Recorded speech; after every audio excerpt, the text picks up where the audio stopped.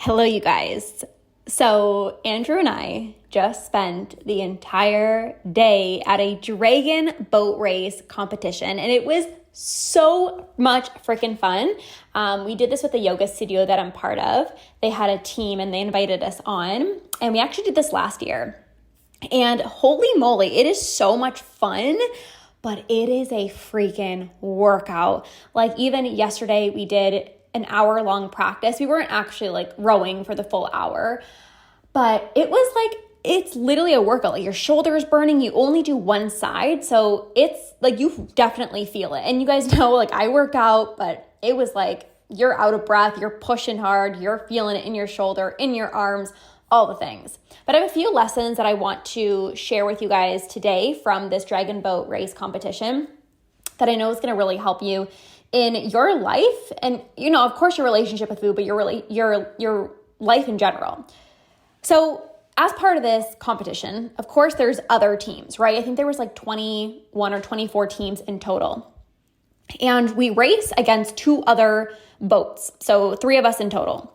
And it is so easy to look at your competition. It's so easy to be like, oh, we're probably not going to win. Or look at them, like they're so strong. Like we're probably not going to win. Or, you know, they got first last year, so we're probably going to lose. Like it's so easy to just come and show up with this negative self-talk. But that really does nothing for you. I went into this, and again, it's nothing like crazy. It's literally just a fun competition. But I go into everything having positive self-talk. Even if it's, you know, a silly competition, it's, you know, one person or one boat wins like a medal. Like it's not that big of a deal. But I go into everything in my life with positive self-talk. And it has helped me so much in my life. Of course, with my relationship with food, but my life in general, you know? And the entire time that I was, you know, rowing, I literally was doing positive self-talk in my head. I got this. You're strong. You're a badass. Keep going. You got this. Like I literally do this. Whenever I'm in a challenging situation, I speak positively to myself. And I know it kind of sounds like, oh, woo-woo and shit, but like it works. It works because it's so easy when things are challenging for you to get into your head and for the automatic thoughts to be like, this is too hard. This is too challenging. I'm probably not going to win. I'm probably going to lose. I'm probably going to, or with your relationship with food, you know, well, I'm staying home alone this weekend, so I'm probably going to binge. Well, I'm going out for dinner on Friday, Saturday, and Sunday, so I'm probably just going to overeat, and I'm probably going to get into the all or nothing mentality. Oh man, my husband brought in these, you know, chocolate covered almonds, and well, I'm probably just going to binge on them. Like if you automatically have those thoughts in your head, they're not supportive. They're not supportive. Imagine if I got into this boat and I was like, oh, this is so challenging. Like there's not even a point of trying because we're probably going to lose. Like I wouldn't have pushed myself, and we actually got first. We got first the first time, we got first the second time, and then on the third time we got third. But again, placing doesn't even matter. But I truly believe that my positive self-talk has truly supported me in pushing extra hard. And when it comes to your relationship with food, if you're constantly like, oh no, this isn't going to work, or I'm probably going to binge, I'm probably going to overeat, like your outcome is going to reflect your thoughts and your beliefs. So if you believe something is challenging, it's going to feel really, really, really hard. If you believe something is easy, right? You're like, it's literally going to feel easy. Like the entire time that I was rowing, I was like, this is easy. Like I got this. Like you're strong, you're powerful. Go, we're going to win. Like, and I felt it in my body that I was pushing myself harder. Right? And again, back to your relationship with food, if you are automatically telling yourself, like even just in general, like ending binge eating is hard, you're not going to use the tools. You're not going to bother, you know, not giving into your urges because you're going to say, well, it's just too hard. The urge is way too intense. And stopping when I'm full is so challenging because I still don't even know like if I'm really full. So like it's probably just so hard. And I'm just going to like, then of course your behaviors are going to reflect that because your beliefs impact the way you think and your thoughts impact your behaviors with food. So again, if you're believing something is challenging, something is hard, then you're going to think, I can't do this. This is too challenging. And then your behaviors are going to reflect that, compared to, I'm a badass. I can do hard things. Like, I got this. Like, your behaviors are going to be supportive of that. Now, during the race, even during practice, my arms were killing me. Like, I was out of breath. My shoulder was killing me because, like I said, it's just one side. You go one side, and for me, it was on my right side. So my shoulder was killing me. Like, my arms were burning. I was so out of breath. Like, it's a challenging workout. Like, I work out, and it's just a completely different workout. And I told myself, like, you can't stop. You're not going to just give up. Why? Well, because number one, I just don't give up on things, and that's just not who I am. But also, there's other people involved.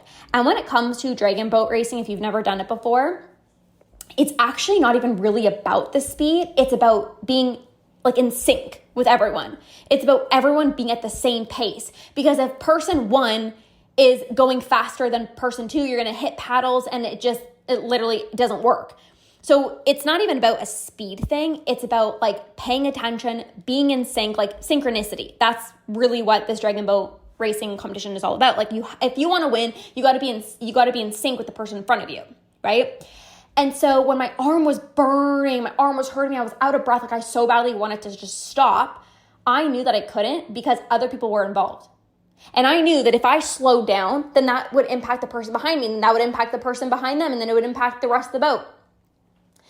I knew that there was other people involved. So if I stopped or I just gave up or I didn't give it my all, again, that would impact everyone else. And when it comes to your relationship with food, whether you realize it or not, people are relying on you.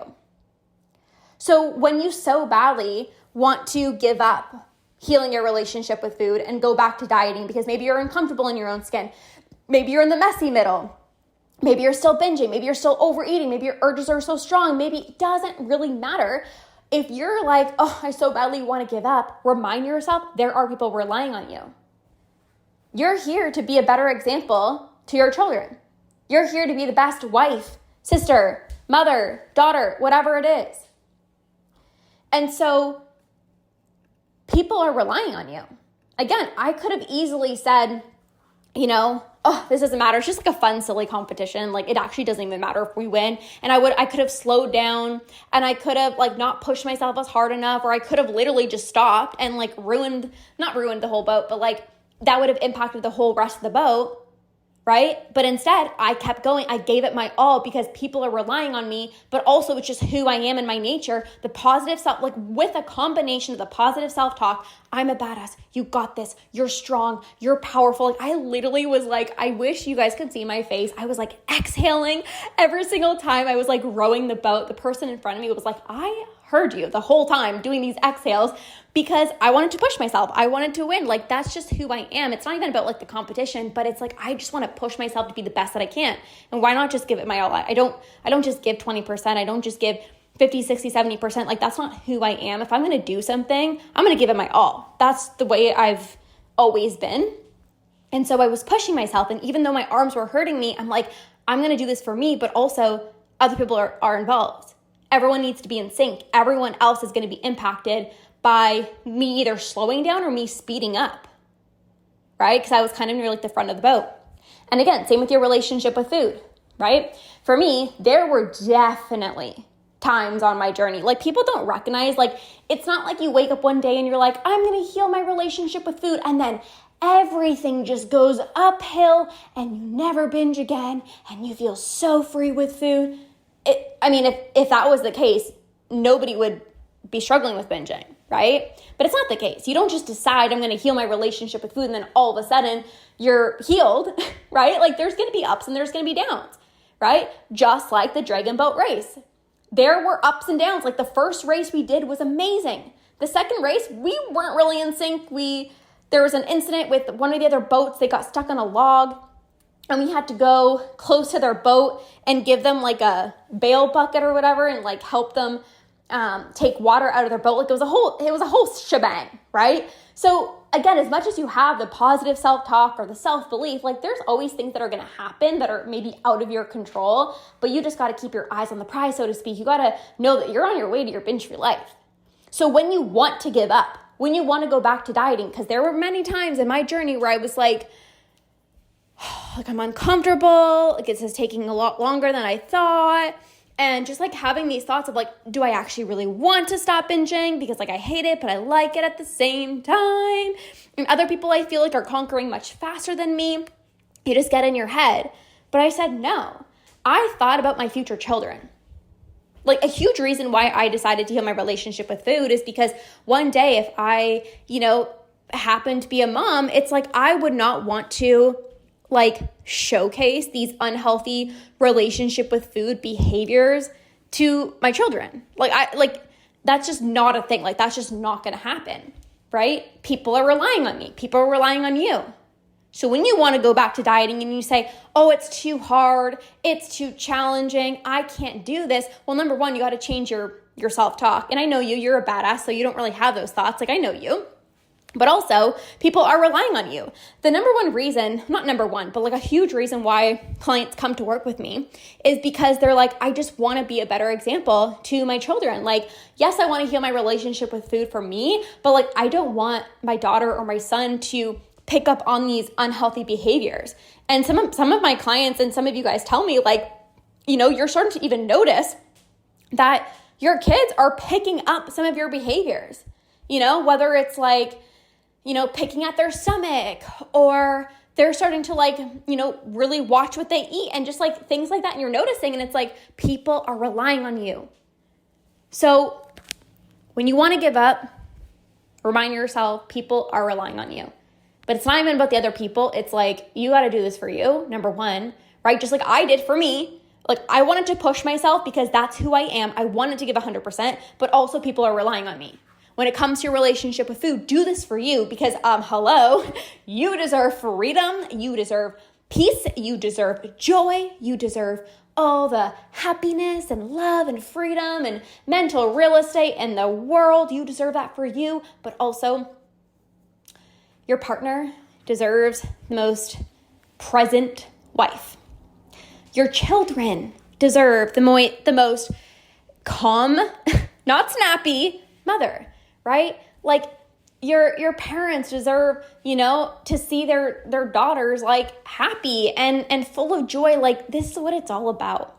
So I just wanted to extract those lessons with you because there are so many areas of your life that I'm sure are challenging, right? Whether it's like you do a dragon boat race or you have to climb up a tough mountain or whatever it is. It's like the way that you speak to yourself matters. And watch how you start shifting how you're speaking to yourself and your beliefs about who you are and your ability to do hard things. And just watch how your behaviors start to shift in your favor. Just watch, right? This week, change how you're speaking to yourself. Change your self-talk and just watch how your behaviors with food start to naturally shift in a beautiful way, in a healthy, self-serving way. So, we had the time of our lives this weekend. I'm going to have the best sleep of my life. Holy moly. It was just a long day. I got up super early. We need to be there super early. And then in between races, there's like hours of time where you just like chill because other boats are racing. So it was a long day. But I hope you guys enjoyed this podcast episode. And if you're enjoying the podcast, there's literally like almost 600 episodes out, which is absolutely crazy. I am so committed to this podcast and serving you guys and giving you guys value. I think there's almost 600 podcast episodes. So if you have been loving this and you've not yet left a rating or review on the podcast, it literally takes just 1 minute. It would mean so much to me. I so appreciate them. I literally go back and I read every single one. So if you've been loving the podcast and you haven't left a rating on Spotify or left a review on Apple Podcasts, if you're able to just do that right now and take 30 seconds out of your day, it helps so much to spread this podcast out to more people who actually need to hear this message. And I truly believe that I have a powerful message to share. And if you're finding this really valuable, just know that you're going to help change somebody else's life by simply sharing this podcast. Somebody else can hear this message and, change their life. Like you can be this beautiful ripple effect in helping me help all of you guys. So thank you guys so much. Have a beautiful rest of your day, and we'll see you guys in the next episode.